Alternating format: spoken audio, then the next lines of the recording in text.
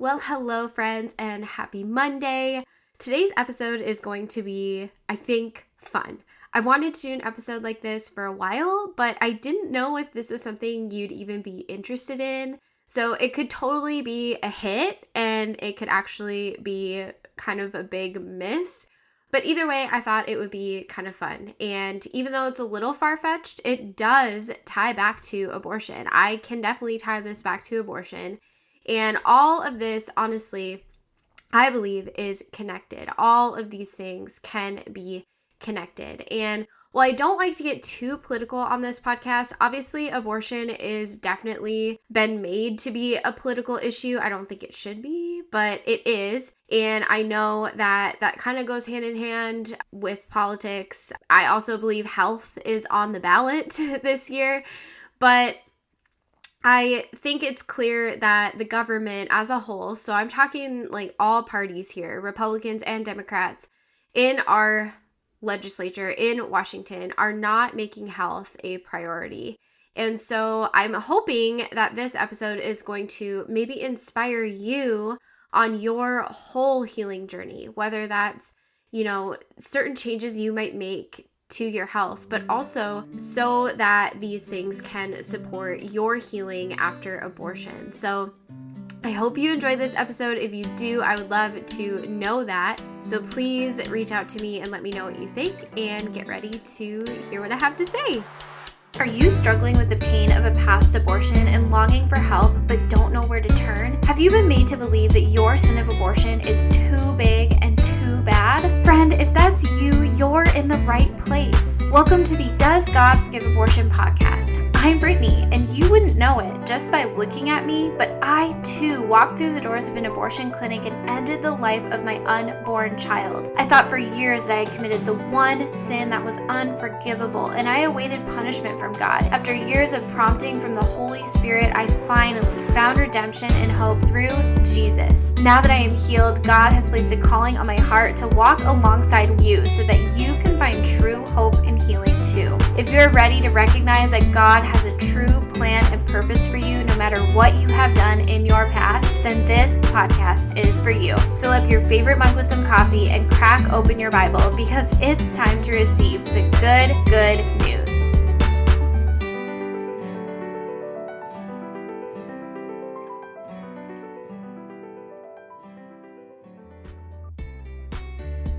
Hey friends, before we get into the episode today, I just wanted to remind you about our partnership with 7 Weeks Coffee. 7 Weeks Coffee is a pro-life coffee company that donates a portion of their profits to pro-life pregnancy centers throughout the country. These pregnancy centers not only help women in crisis pregnancies, but they also can help women who are struggling with the pain from a past decision of abortion. What I love about 7 Weeks Coffee is their coffee is actually really good. I love drinking their coffee. It's so robust. The flavor is good. It's clean. There's no crazy chemicals in it. It's ethically sourced, and their Ethiopia medium roast is my absolute favorite. They have whole bean. You can also buy already ground coffee and even K-Cups. So I would encourage you to make the switch to a pro-life coffee brand so you not only are getting quality, clean coffee in the morning, but you are also supporting life in the process. If you would like to try 7 Weeks Coffee, you can go to 7weekscoffee.com and use my code DGFA10, so DGFA10, and you can get 10% off your first purchase with them. I highly recommend you consider joining the Heartbeat Club.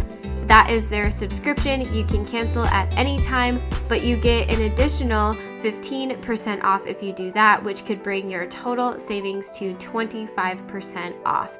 So use my code DGFA10 and get yourself some amazing quality pro-life coffee. So over the last couple of years, my family has been making a ton of changes in our home to support our health and our health as a whole. So our mental health, our physical health, our spiritual health.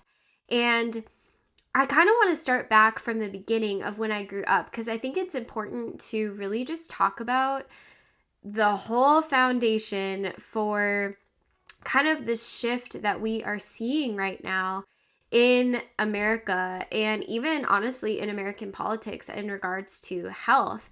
Health really should be a bipartisan issue. This should not be an issue that only one side is choosing to fight for. And so I'm going to kind of just tell you about what health was like for me when I was growing up. So growing up, my mom did most of the cooking in our home, and she always cooked us really hearty and good homemade meals with good ingredients, lots of protein. There was always a protein, a vegetable, and then some sort of like potato or bread. And I know some of you listening to this might be thinking, well, any diet I've been on has said not to eat bread. But anyway, my mom had a very well balanced way that she would make our meals. And so I ate a lot of that growing up, but I also would have, treats and things like that. And, my parents didn't really think much of that because they grew up, eating the same things and not having to be conscious of looking at every single ingredient in things because, we trusted the people that were making those foods. And so I would say I had a wide variety in my diet. I also ate the school lunch, which looking back, I'm like, I don't know how healthy that really actually was, but that's what I ate. I just kind of ate like I would say a normal kid. And I did kind of struggle-ish with weight. I would say most of that struggle, though, was with body image. I don't think I was necessarily ever at an unhealthy weight. I was never told that by a doctor. When I would go to my checkups, I would go to regular checkups. My mom was great about taking us in for our annual exams, things like that. We didn't necessarily go for every single cough and sneeze, things like that, but it wasn't weird for us to go for our checkup, and I was always given a pretty clean bill of health. So my struggles were kind of more so with body image and self-confidence. I probably could have, lost a pound or two here and there, but that's not really important right now. But that's kind of how I grew up thinking. And before I get too deep into what I'm going to talk about for the rest of the episode, I do kind of want to give a disclaimer here, because by the title, you may be thinking that I don't support modern medicine. And I just want to squash that myth right now. I absolutely do believe in modern medicine. I also believe that holistic medicine and modern medicine can and absolutely should coexist with each other. I think they can support each other. Both of my children that I have were born via C-section. If I were to have any future children, I would be electing to have a C-section again due to my own personal health history. That is what my doctor and I have discussed. I believe in informed consent. I believe that we should be told the risks and the benefits of every single procedure a doctor is going to give us. And that's what I feel like my OB and I have a really good relationship with, is he has always been super informative about any sort of approach I would have if I would have future children. I also want to share, I think I've shared this on the show, but my son actually had an anaphylactic reaction this summer to a pecan, I don't know. There's like 5,000 different ways to say that word. Whatever, you know what I'm talking about. He had an anaphylactic reaction. He needed to be taken by ambulance to the emergency room. I absolutely was not going to prevent him from getting the medical care that he needed that day. He needed modern medicine that day. I trusted the doctors. They gave me informed consent. They told me what they were going to be giving him and why. And I firmly believe that that was the right thing. I also believe that antidepressants can be life-saving for people. I have shared about my dad before a little bit on the show. My dad was a Vietnam veteran. He passed away when I was 15 due to a multitude of health issues activated by the Agent Orange chemical that our government sprayed over in Vietnam during the war. And my dad also suffered with bipolar and war combat PTSD. And he was on many drugs like antidepressants or antipsychotics, things of that nature. Those medications that my dad was on gave my brother and I a dad for the years that he was alive. I support that.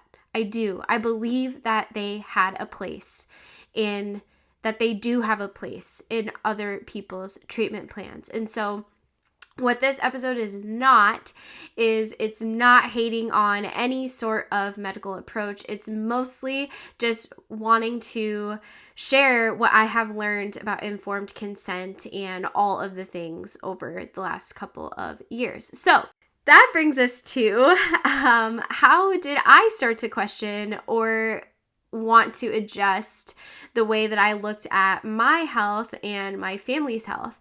So my first kind of indication that I can really think of is after my daughter was born, I went on birth control. I was put on the mini pill at first because I had tried to breastfeed. It didn't work out for my daughter. I ended up stopping breastfeeding at about 3 months. And so after that, I was told that I couldn't be on the mini pill anymore. I had to switch to something else because the mini pill isn't effective if you're not breastfeeding. And I remember reading the insert on the mini pill and seeing that it talked about an elevated risk of blood clots, and that really concerned me. So I didn't know that I really wanted to be put on any sort of pill after that. And I'm one of the nerds that actually does read the inserts. I know a lot of people don't, and I'm not judging you. I just am one of those people. I just read a lot.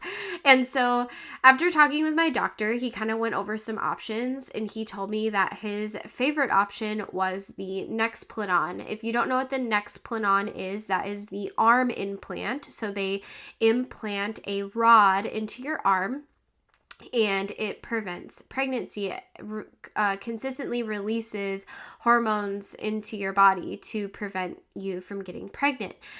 Later on, I did find out that that can actually be considered an abortifacient. And so right now, I do not currently use any birth control. No judgment to you. And either way, again, informed consent. You can do your research and decide what is best for you. I do have an episode about birth control and why I don't support it as a means to end abortion. That episode is all the way back to episode number 78 if you're curious on listening to my thoughts on that. But anyway, that's not really the whole point of this episode. So I went on the Nexplanon. I got that inserted into my arm. And about a month later, I was really struggling with my postpartum depression. I already had been. And it was so bad that I finally went back to my doctor and just kind of told him about it. And he put me on an antidepressant and then referred me to a therapist. And this was around the time that the pandemic started. So it was extremely difficult for me to get into the therapist that he had referred me to. I only saw her one time, and we never talked about the root problems of why I was so depressed. Obviously, postpartum depression can be present in so many women after they have children for so many reasons, but I firmly believe that mine was rooted in the unresolved shame and guilt that I had not dealt with after my abortion from my first pregnancy. And so I was on this antidepressant and it really wasn't helping me. And please remember, I said a little bit ago, I do believe that antidepressants can be life-saving for people. For me, it just was not the case. It wasn't helping me. I was feeling worse. I was having trouble sleeping. I ended up quitting the antidepressants cold turkey, which I do not recommend. Please do not do that. Please, if you are imploring about whether they are right for you and you're on them, please do not quit them cold turkey. Please do that alongside a doctor. It is really not good for you. I struggled a lot during that time when my body was going through the withdrawals of not taking them anymore. Once I got through that, I was feeling a little bit better, but I was still struggling. I had major mood swings. My sleep was terrible. It would be so hard for me to get to sleep. And then once I was asleep, it was so hard for me to get up in the morning. Even if I got a good amount of sleep, I could not get up to my alarm. And I had also naturally lost some of the weight that I had gained during my pregnancy with my daughter. I gained a pretty healthy amount of weight, and there's no judgment as far as like how much, if you're listening to this and you're like, well, I gained 80 pounds. I don't think that there's like necessarily a limit on that. I think some women just gain more weight and some don't. I gained more weight with my son than I did with my daughter. I think some of it's controllable and some of it's not. But I naturally had started to lose some of that, right? Because I had given birth, and all of a sudden, out of nowhere, about 6 months after I got my Lexplanon, implanted, it was coming back on with a vengeance. And I hadn't changed my eating. I wasn't necessarily eating differently. I wasn't exercising, but I was losing the weight before, and then it all of a sudden was coming back on with a vengeance, and I felt so inflamed and so uncomfortable, and I didn't know why. I didn't know what was causing me to feel like this. And so I started reading up on the Nexplanon, because I was like, well, is it this thing that I have in my arm? I don't know. And I found that some of the struggles that I was dealing with were correlated with the Nexplanon implant. So I made an appointment to get that removed. So I would have had it about 9 months at the time that I got it removed. Within 1 week after getting the Nexplanon removed, I lost 10 pounds and I was sleeping better than I had in a super long time. So that told me right there that that was probably an indication that that was what was causing my issues.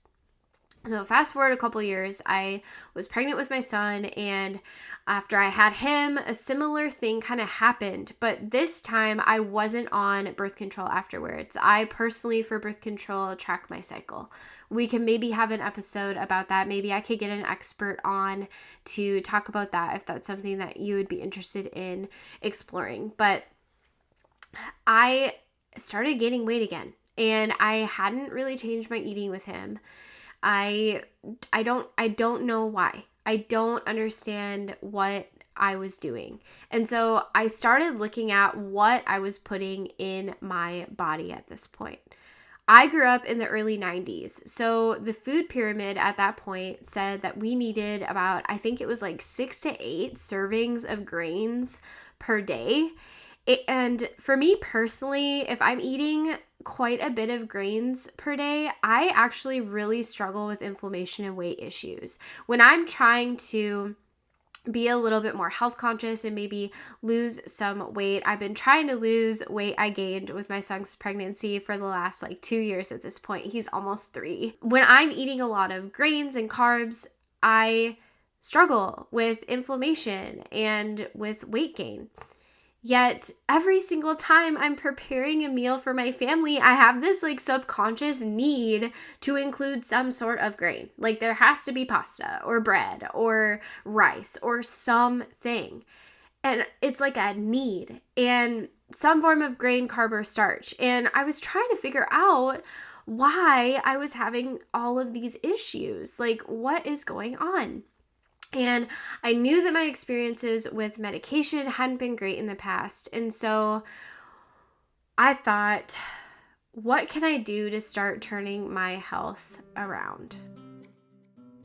Hey friend, I wanted to just pop in the middle of today's episode to remind you that Healin is available for you. If you are looking for somebody to chat with one-on-one about your healing journey, I would love to invite you to book a one-on-one abortion recovery breakthrough call with me. Together, we are going to talk about your individual situation, everything you went through, what that means, and how you can move forward towards Christ and feeling that peace that only He can give. Sometimes we can get through what you need in one session, but I also have options available if you would like to continue your healing journey with me, and we will go through a framework that is going to help you address questions like, who is God? Who do I need to forgive? What areas of my life do I need healing?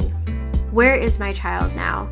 All of those questions and more that can come up when we are trying to seek healing and wholeness from our pain and regret after abortion. I want to see that unresolved grief and shame out of your life so that you can move forward and live the abundant life that God has promised you.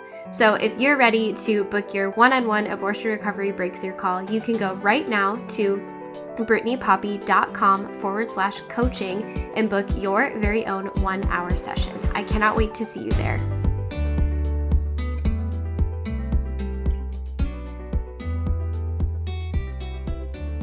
Like I said, I was sitting there thinking, how was I going to turn around my health and the health of my family? How was I going to create a healthy home for my kids to grow up and thrive in?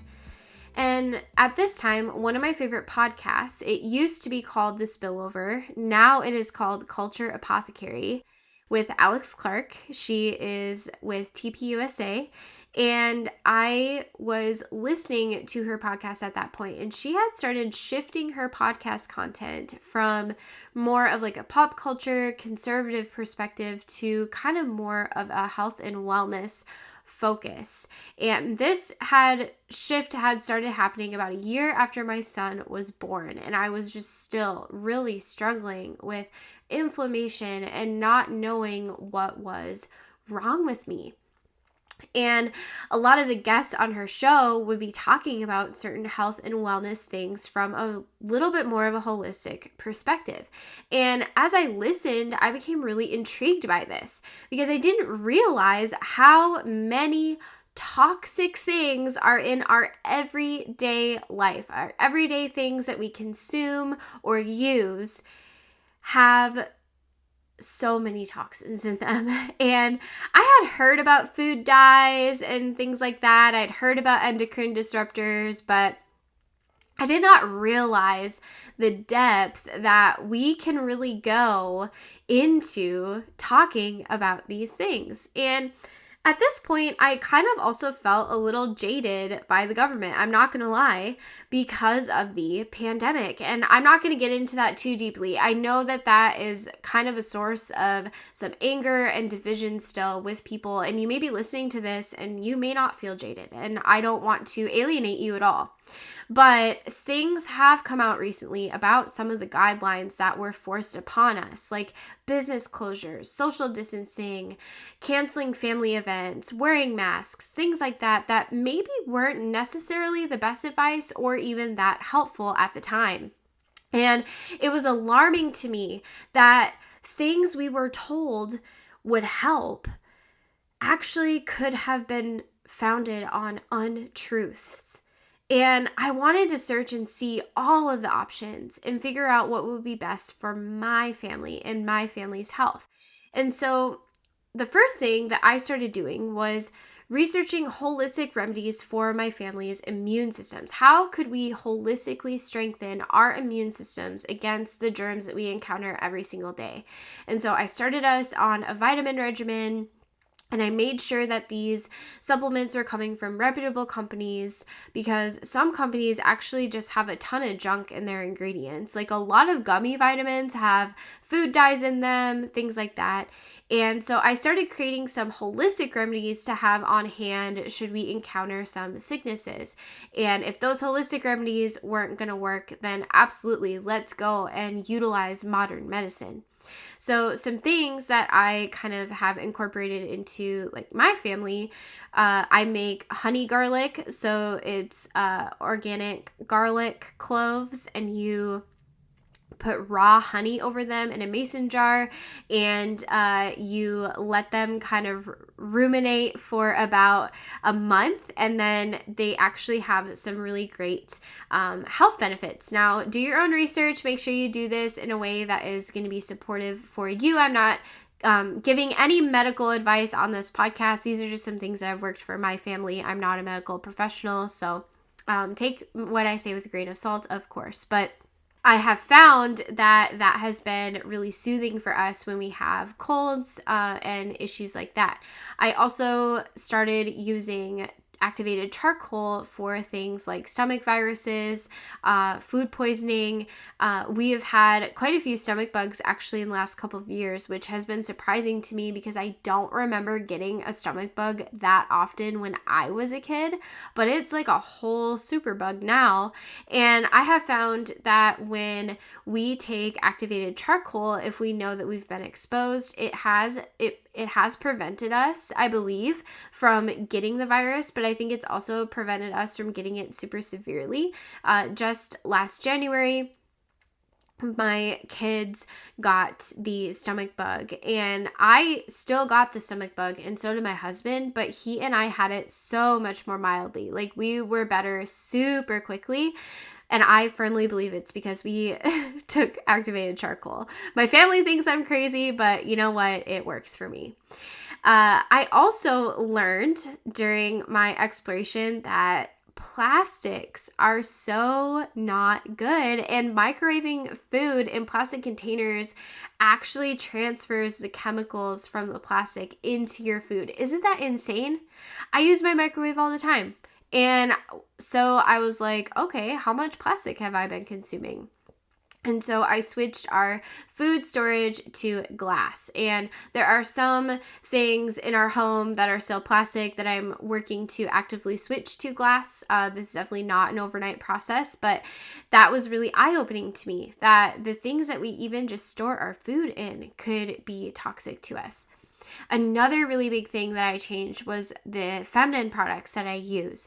I grew up using the main, I'm not going to say the name of the brands, but the main brands that you're seeing in drugstores for that. And I found out in my research that there are some really crazy ingredients in those feminine products. And when you think about where you're putting those products, those areas of our body are extremely absorbent. They're near our reproductive system. What are these ingredients doing to our reproductive system and our fertility? So I switched my products. I use Garnier.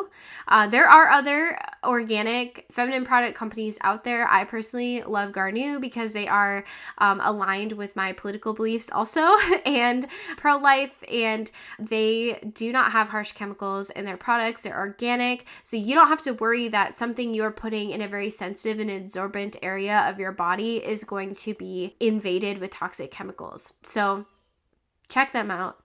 That's a super easy switch to make if you're like intrigued by this and kind of wanting to make some of those switches. Another thing I did was I cleaned up our household cleaners. So our laundry soap, our hand soap, I get those from Faith Farms goat milk soap right now. They have some clean laundry soap and hand soap that is so much less toxic than, or it's really non-toxic than what you're getting from drugstores. And also it's a small Christian business. I love to support them. I will have a link in the show notes for you to check them out if you'd like. I do get a small commission if you shop from that link because of my partnership with them, but I didn't have a partnership with them until after I'd been using their products for a while. So definitely something that I genuinely do love, and just really cleaning up the cleaners that we use too. Now, that being said, I do have germicidal bleach in my arsenal for when the stomach bug hits our house, because I ain't playing games here. But for my daily household cleaning, I do try to use non-toxic cleaning products. I have cleaned up my skincare, my hair care, and my makeup. I am still working on some of this too. It's not perfect, but I've definitely made a lot of improvements. I currently make my own dry shampoo. I do not buy it from the store. Aerosols are definitely not the greatest for you. And so I make my own dry shampoo with some arrowroot and cocoa powder, super easy and way cheap. And definitely just trying to make some changes to better brands as well. I also started looking at what we could do with our food as a family. Now, inflation is extremely insane, so that makes it really hard because everything is outrageously expensive nowadays. We are loyal Aldi shoppers, and we have been for like the last 6 years or so. And I will say Aldi has a ton of great options for health conscious swaps.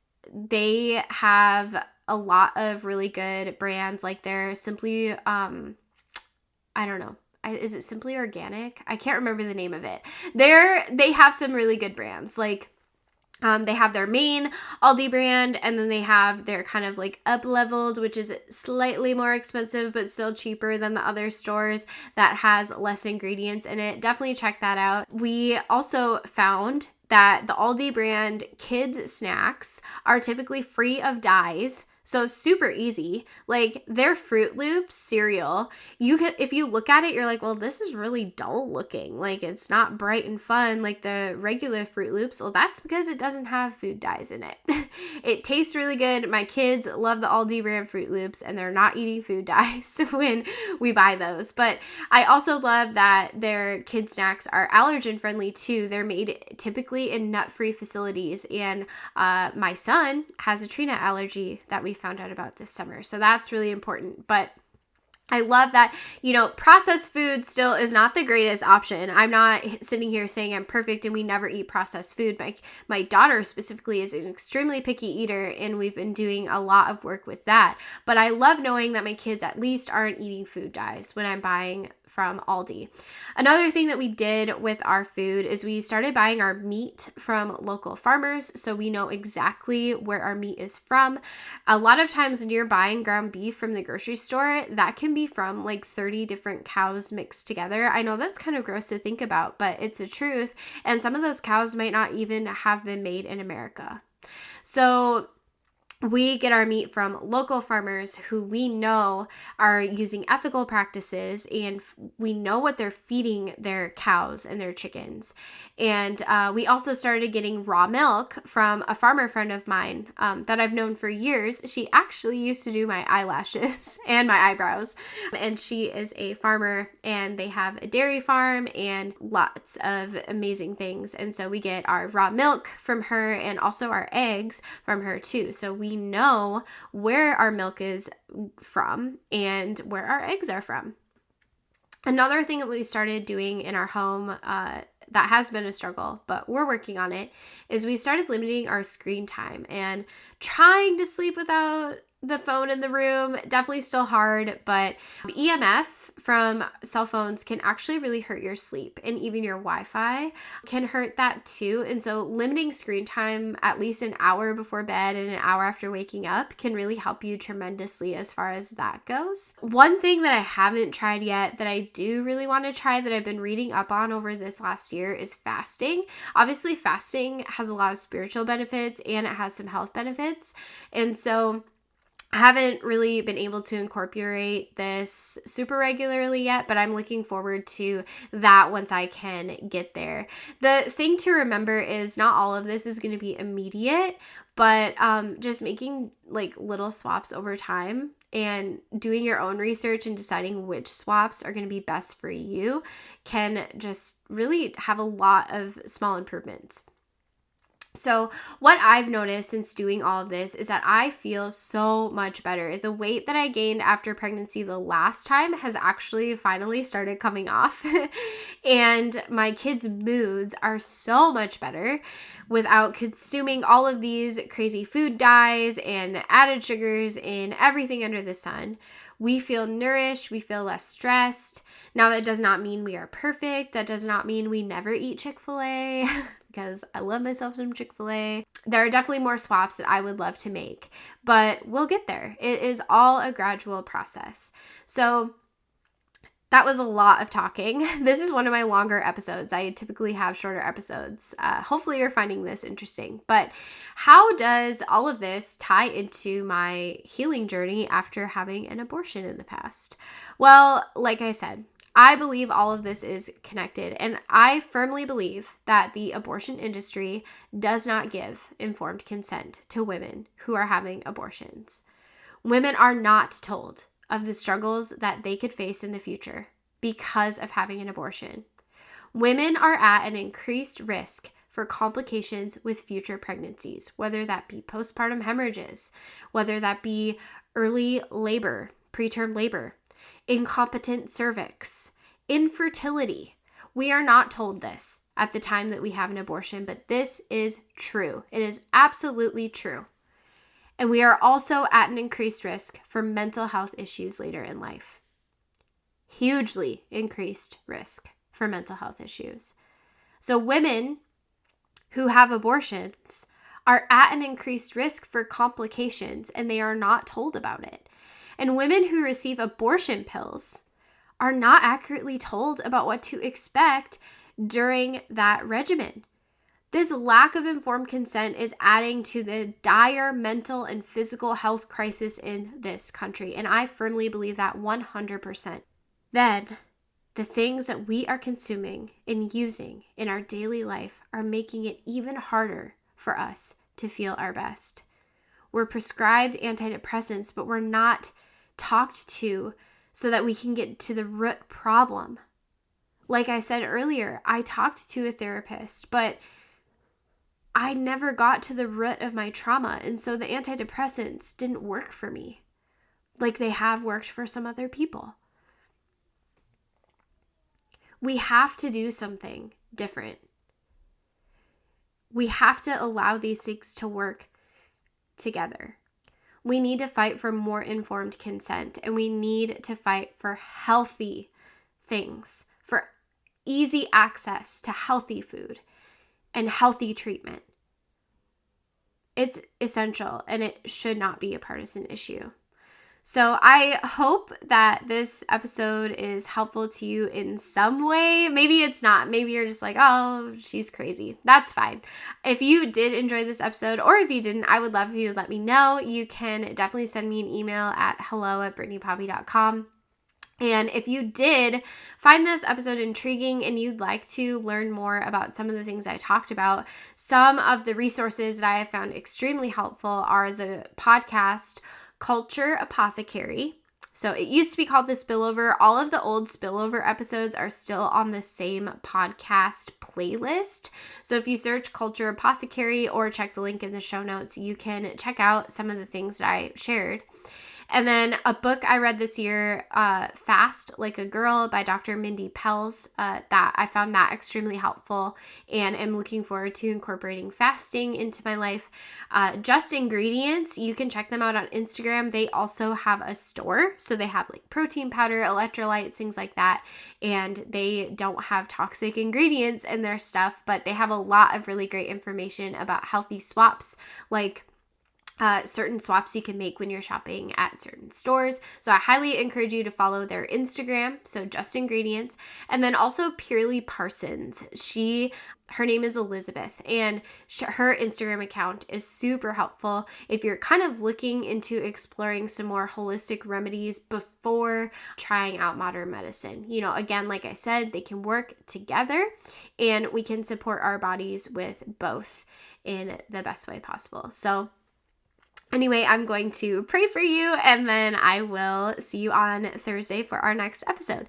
Dear Heavenly Father, I just want to thank you so much, Lord, for the women listening today, for the faithful listeners that maybe weren't interested in hearing something like this. I just pray for open minds. I pray that you will help them find the things that are going to be the best for them and the most healthful for them. And Lord, I also just want to pray for their healing journey. I pray that you will lead them on the journey that you have for them, that they will be able to find healing and wholeness through your son Jesus, because we know that that is possible. We know that you have that for us, and that it's available for us if we're ready to receive it. So I just pray for peace and comfort and protection over everyone listening, and I just thank you so much for continuing to allow me on this journey. In Jesus' name, amen. Hey, beautiful friend, I hope that you found comfort from today's episode. If so, would you take 30 seconds and share this podcast with someone you know that may be seeking wholeness after abortion? Also, I would be over the moon grateful if you would please consider leaving a review wherever you are listening. It truly encourages me to know this podcast is helping you. Lastly, I want to remind you that we are here for you. If you would like to connect with the community of women healing from the past decision of abortion, please join us in our private Facebook group at bit.ly/DGFA group. Know that I continue to pray for you daily, and I am so thankful for you. I'll meet you back in a few days for a brand new episode, but until then, take care and God bless.